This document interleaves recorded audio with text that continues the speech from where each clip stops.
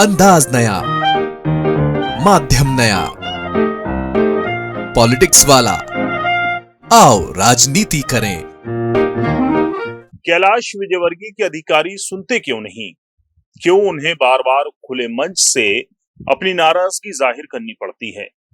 क्यों खुले मंच से सीएम से गुहार लगानी पड़ती है, जबकि वो एक फोन से भी अपना काम निकलवा सकते हैं? क्या वाकई अब कैलाश जी को अधिकारी हल्के में लेने लगे हैं? नमस्कार, आप देख रहे हैं पॉलिटिक्स वाला। मैं हूं राशिद अहमद खान। प्रदेश के कैबिनेट मंत्री कैलाश विजयवर्गीय ने एक बार फिर अपनी ही सरकार को घेरा है। इस बार उनके निशाने पर वन विभाग था।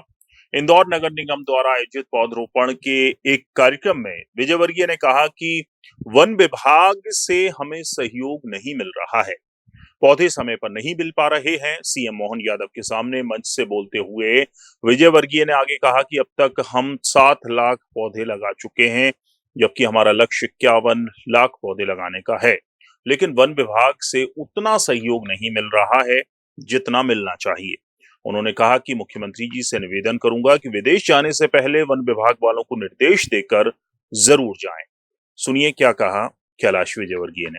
2000, 5000 अलग अलग पेड़ सब विभागों के द्वारा लग रहे हैं, पर अभी वन विभाग का जितना सहयोग चाहिए था उतना मिला नहीं। माननीय मुख्यमंत्री जी से मैं निवेदन करूंगा कि आप विदेश जा रहे हैं तो वन विभाग वालों को निर्देश देकर जरूर जाएं।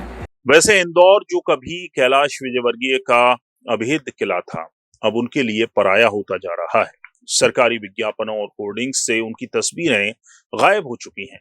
यहाँ तक कि उनके अपने विभाग नगरीय विकास और आवास के विज्ञापनों में भी उनकी फोटो को जगह नहीं मिल रही। ये क्या संकेत देता है कि कैलाश जी को हल्के में लिया जा रहा है? और जो खुद कैलाश विजयवर्गीय तक अब तक चुप हैं, क्या ये उनकी नाराजगी इसी तरह सामने आएगी?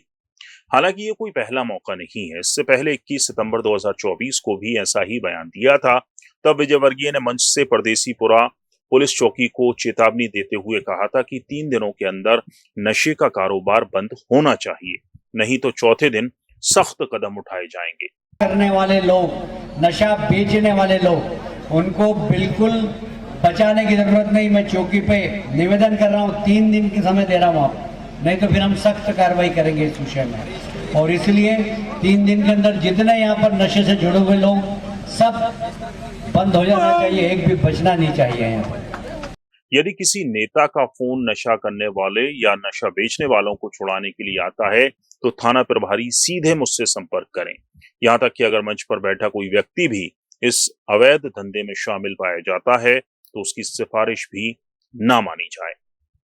15 जून 2024 को इंदौर में फ्लाईओवर के लोकार्पण के दौरान उन्होंने सीएम डॉक्टर मोहन यादव से कहा था, इंदौर में नशे के कारोबार के तार राजस्थान के प्रतापगढ़ से जुड़े हैं। उन्होंने कहा था कि मुझे नाम भी पता है कि कौन लोग इस कारोबार के पीछे हैं। आप मुख्यमंत्री हैं और इंदौर के प्रभारी मंत्री भी हैं। नशे के कारोबार पर नकेल के लिए आपको भोपाल से भी निर्देश जारी करना होंगे। भोपाल के अधिकारियों के माध्यम से राजस्थान पुलिस से संपर्क कर बड़ी कार्रवाई करनी होगी। अब तक आपने सिर्फ चोरों को पकड़ा है, इस कारोबार के चोरों की मां को भी पकड़िए, नहीं तो ये लोग इंदौर के युवाओं को बर्बाद कर देंगे।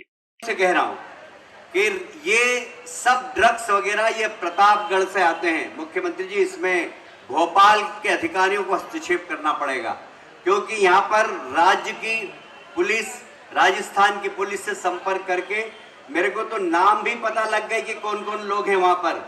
इन सब को अगर जेल की शिक्षों में नहीं डाला तो हमारे मध्य प्रदेश की तरुणाई को बर्बाद करने के लिए कुछ लोग लगे हुए हैं। और इसलिए 2 समस्या है, और चूंकि आप मुख्यमंत्री भी हैं और प्रभारी मंत्री भी हैं, और इसलिए आपके सख्त निर्देश की आवश्यकता है। तो ये 2 बयान थे। इसके अलावा 10 नवंबर 2023 को नाइट कल्चर के खिलाफ भी कैलाश विजयवर्गीय ने बयान दिया था, जिसके बाद सरकार को नाइट कल्चर मतलब रात में बाजार खुले रखने का जो फैसला है वो वापस लेना पड़ा था। कुल मिलाकर वक्त बेवक्त कैलाश विजयवर्गीय जी की नाराजगी जाहिर होती रहती है। ये सिर्फ अफसरों से नाराजगी है या फिर सरकार से, ये खुद कैलाश जी बता सकते हैं। हालांकि बार बार खुले मंच से इस तरह सरकार को घेरना, सवाल उठाना सवाल खड़े करता है, क्योंकि कैलाश जी एक फोन पर अपने काम निकलवा सकते हैं, लेकिन वो बार बार खुले मंच से क्यों सरकार को घेरते हैं, इसका जवाब शायद वही दे सकते हैं। पूरा वीडियो देखने के लिए शुक्रिया। आप इस मुद्दे पर कमेंट कर अपनी राय दे सकते हैं। वीडियो पसंद आया हो तो लाइक कीजिए, शेयर कीजिए और हमारे चैनल पॉलिटिक्स वाला को सब्सक्राइब जरूर कीजिए। नमस्कार।